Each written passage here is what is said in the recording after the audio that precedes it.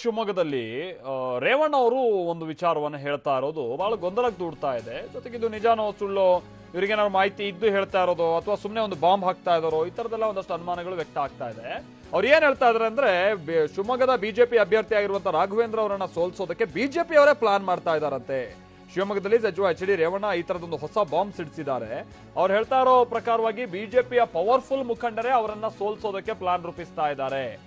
ರಾಘವೇಂದ್ರ ಸೋಲಲಿ ಅಂತ ಅವರು ನೇರವಾಗಿ ಈಶ್ವರಪ್ಪನವ್ರ ವಿಚಾರನೂ ಕೂಡ ಪ್ರಸ್ತಾಪ ಮಾಡಿದ್ದಾರೆ. ರಾಘವೇಂದ್ರ ಅವರು ಸೋಲಲಿ ಅಂತ ಈಶ್ವರಪ್ಪನವರು ಕಾಯ್ತಾ ಇದ್ದಾರೆ. ಇದು ಶಿವಮೊಗ್ಗದಲ್ಲಿ ಪಿಡಬ್ಲ್ಯೂಡಿ ಸಚಿವ ಎಚ್.ಡಿ. ರೇವಣ್ಣ ಕೊಟ್ಟಿರುವಂತ ಹೇಳಿಕೆ. ಅಂದ್ರೆ ಸಹಜ, ಒಂದು ಪಕ್ಷ ಅಂತ ಅಂದ್ಮೇಲೆ ಒಬ್ರು ಮೇಲೆ ಹೋಗೋದನ್ನ ತಡೆಯುವಂತ ನಿಟ್ಟಿನಲ್ಲಿ ಕಾಲಿಳಿಯೋಕೆ ಬಹಳಷ್ಟು ಮಂದಿ ಇರ್ತಾರೆ. ಬಟ್ ಈ ಬಾರಿ ಶಿವಮೊಗ್ಗದಲ್ಲಿ ಎಲ್ಲ ಒಟ್ಟಾಗಿ ನಮ್ಮ ಅಭ್ಯರ್ಥಿಯನ್ನು ಗೆಲ್ಸ್ಕೊಂಡ್ ಬರ್ಬೇಕು ಅಂತ ಎರಡೂ ಪಕ್ಷಕ್ಕೆ ಸಂಬಂಧಪಟ್ಟಂತೆ ಅಥವಾ ಎರಡೂ ಅಭ್ಯರ್ಥಿಗಳಿಗೆ ಸಂಬಂಧಪಟ್ಟಂತೆ ಪ್ರಯತ್ನಗಳು ಆಗ್ತಾ ಇರುವಂತ ಸಂದರ್ಭದಲ್ಲಿ ಇಲ್ಲ, ನಿಮ್ಮಲ್ಲಿ ಇನ್ನೂ ಹುಳುಕಿದೆ. ಸೊ ನಿಮ್ಮಲ್ಲಿ ಕೆಲವರು ರಾಘವೇಂದ್ರನನ್ನ ಸೋಲ್ಸೋದಕ್ಕೆ ಬಹಳ ಪ್ರಯತ್ನದಲ್ಲಿದ್ದಾರೆ ಅಂತ ಸಚಿವ ಎಚ್.ಡಿ. ರೇವಣ್ಣ ಅವರು ಒಂದು ಹೊಸ ಬಾಂಬ್ ಸಿಡಿಸಿದ್ದಾರೆ. ಈಗ ಲೋಕಸಭಾ ಕ್ಷೇತ್ರದ್ದು ಇವತ್ತು ತಮ್ಮ ಗಮನಕ್ಕೆ ತರಬೇಕಾದ್ರೆ, ಏಕೆಂದರೆ ಬಿ ಜೆ ಪಿಯ ಮುಖಂಡರೇ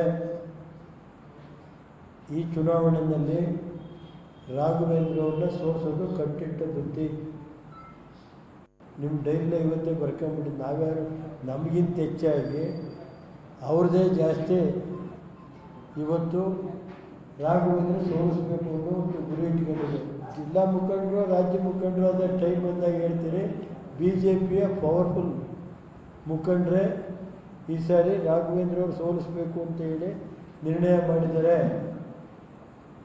ಅದನ್ನು ನಮ್ಮ ಗಮನಕ್ಕೂ ತಂದಿದ್ದಾರೆ. ನೀವು ಫಾಸ್ಟಾಗಿ ಕೆಲಸ ಮಾಡಿ, ನಾವು ಒಳಗಡೆ ಏನು ಮಾಡಬೇಕು ನಾವು ಮಾಡ್ತೀವಿ ಅಂತ ಗಮನಕ್ಕೂ ತಂದಿದ್ದಾರೆ. ಶಿವಮೊಗ್ಗ ಲೋಕಸಭಾ ಕ್ಷೇತ್ರದ್ದು